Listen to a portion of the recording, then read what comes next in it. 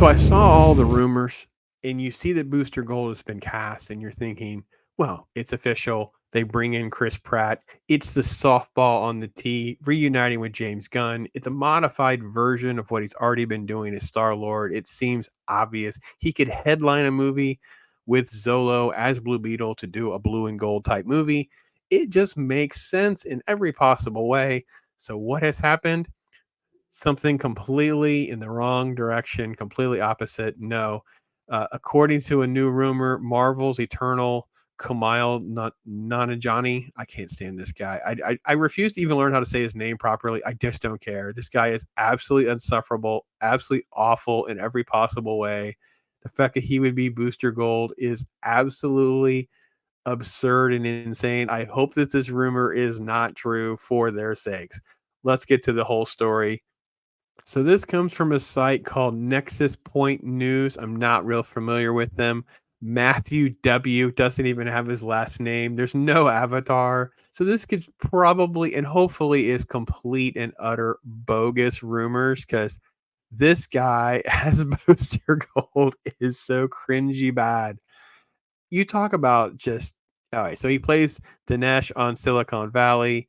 He's obviously been in the Eternals. He was most recently one of the absolute worst parts about Ghostbusters Frozen Empire.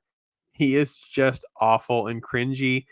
And it's about taking Booster in the complete wrong direction. So Booster Gold or Michael John Carter first appeared in DC Comics in 1986. Written and artist is Dan Jurgens.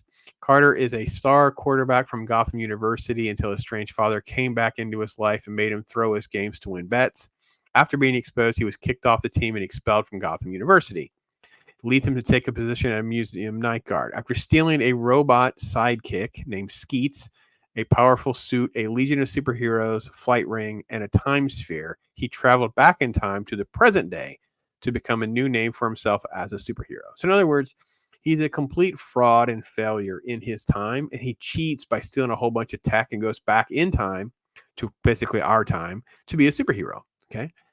Gunn had announced this. This is part of that, early on announcements that they were going to do something with Booster Gold, the superhero story of imposter syndrome, the loser of the future. All of that is a pretty good summary of who Booster Gold is.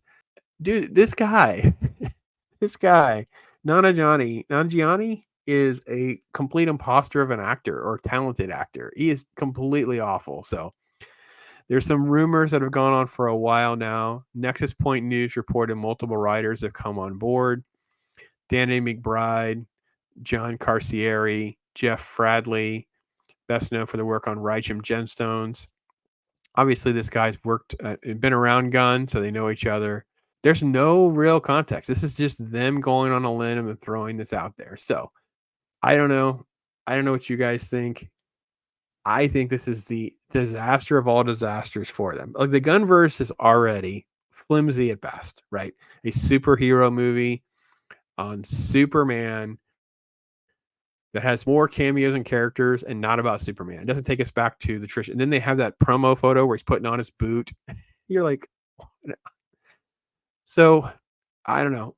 Gunn does not strike me as a Superman guy. He doesn't strike me as a CEO talent or anything like that Kevin Feige can't even really pull off on his own.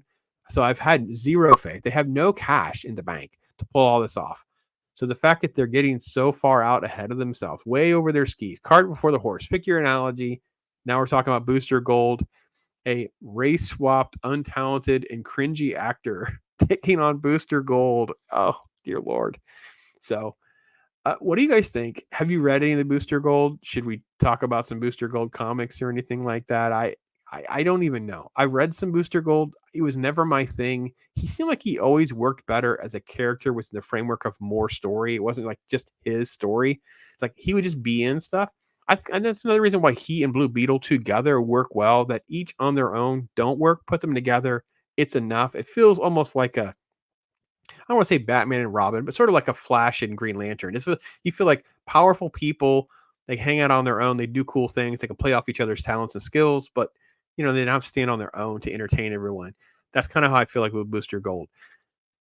Wow, this is This is cringy bad. It just again, like I've said many times, these studios appear on the surface to be interested in going out of their way to announce the worst possible things to turn off fans. Like Marvel dropped their Agatha All Along trailer, right? As though Agatha hasn't changed names like 6 times and no one cares about Agatha. Then they dropped their Captain America Black Falcon trailer. And the only thing anyone's going to talk about is the Red Hulk, which is General Ross, right? Spoiler alert, right? Like, who cares? Like, who knows? And by the way, it's going to dupe those fans into buying the Red Hulk the first 6 issues or so. You don't find out General Ross is Red Hulk until like issue 20 something, like 22 or something, right? And it's all to set up the Thunderbolts. So it's a bunch of hollow nonsense. And DC's like, well, hold my beer. We're going to move forward on Booster Gold. I know we can't get Chris Pratt. I know we can't afford him, his timeline, whatever the excuses will be. But oh, no, we'll bring in the guy that basically was part of the reason that Frozen Empire bombed. And he's from Eternals. Oh, he did Eternals. Let's bring him in. Oh, dear Lord. This is, you feel like you're in the bizarro world, man.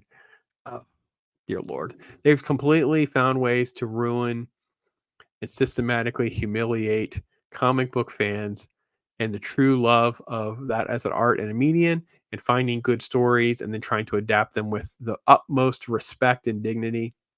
It's all dead. It's all over. Yeah. This DCEU thing is going to be dead before it's really even going. I still stand by Creature Commandos may actually be the best thing they actually get done, because that actually seems like it's up Gunn's Ballywick and it's animated. So we'll see. All right. Let me tell you what you guys think. Take care.